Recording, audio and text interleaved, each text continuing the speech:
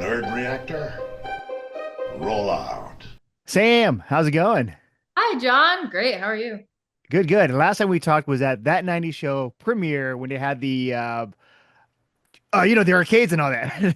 Yes, Yeah, yes. That was a great yeah, day. That was yeah. a So on great. my table we had the Jenga. I believe we had the Jenga table. So yeah, Hell yeah. yeah. And Thank you. so regretting you, your character is like, I feel like the kind of like the surrogate for the audience members, where there's a lot of drama, a lot of twists and turns, and awkward dinners. So you're like the one that like kind of like breaks the ice and kind of like, oh, I'm gonna do this for the audience right now. So what was that like for you, just being a part of this?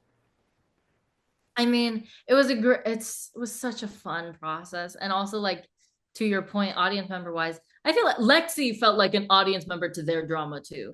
She was just sitting there like, oh wow, this I can't believe this is all happening. So like, I think Lexi in that moment was part of the audience being like, oh my god, did you just see what's going on over there? Like, she's a very relatable character, and like in such tense situations, there has to be someone who's commenting on it, being like, "This is crazy," and I'm very Yeah. happy that. No, yeah, yeah. No, I love the character of Lexi. And so I don't know what your background is on the book with Colleen Hoover's book, but for me, like I didn't know anything about it. I'm just watching the movie and I was like, this feels like it's based on a book. And then I wait till the end credits, like, oh yeah, based on the book. I was like, I knew it. Just like the dialogue and how there's so much story packed in. So what was that like for you? I mean, I knew that it was a Colleen Hoover book adaptation and freaked out about it because I was like, "Oh my god, what a big deal!"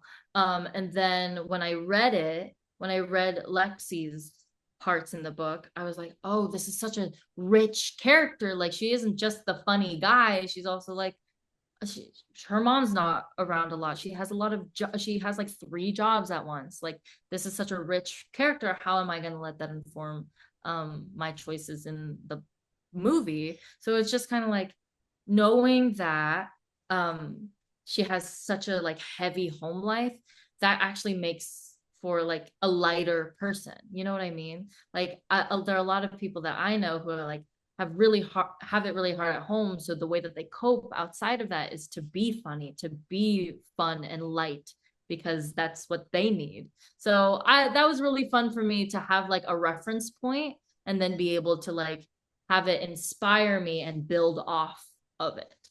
Yeah.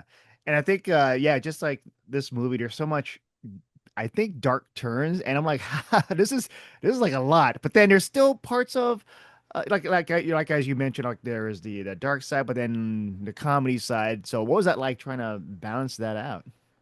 I think that like just coming at it from an honest, genuine place, and like as Lexi commenting on like, oh my God, your life is so crazy. You have like this boy and then like this thing, and like so many things are happening in your life. I feel like there are a lot of instances where as a friend, I've been like, how are you doing how are you handling all of this and making light of the situation, right?